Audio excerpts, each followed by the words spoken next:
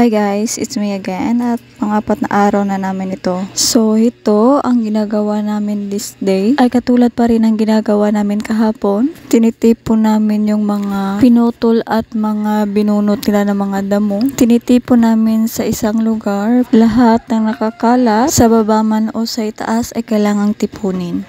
Habang ganito kami dito ay yung ibang kasama namin, lalo na yung mga lalaki, ay nagsisimula sila ng paglagay ng mga kahoy. Yung mga kahoy na yan ay nagsisilbing tanda para lagyan ng mga bagong tanim. So ito kami dito, patuloy pa rin sa ginagawa namin. Yung sikat ng araw guys ay unti-unti nang lumalabas. Maganda sa balat yung sikat ng araw, lalo na sa umaga. Alam niyo po guys, habang pinapatuloy namin yung mga ginagawa namin, ay may nadiscovery kami nakakatuwang pangyayari dito sa may ilalim ng damo. Kita nyo yan guys, may itlog.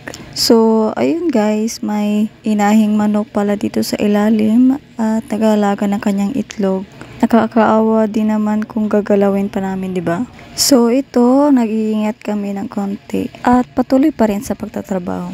Ito nga pala yung ibang mga kasama ko na sobrang sipag din. Kailangan kasi naming matapos din ito kasi bukas ay baka magbubungkal lang kami ng lupa para tamna ng bagong halaman. Kaya dobling sikap yung kailangan namin.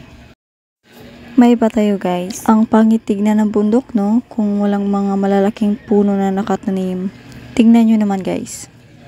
So ito, dito na nagtatapos ang pang-apat na araw namin. Bukas na naman ulit. See you in the next vlog.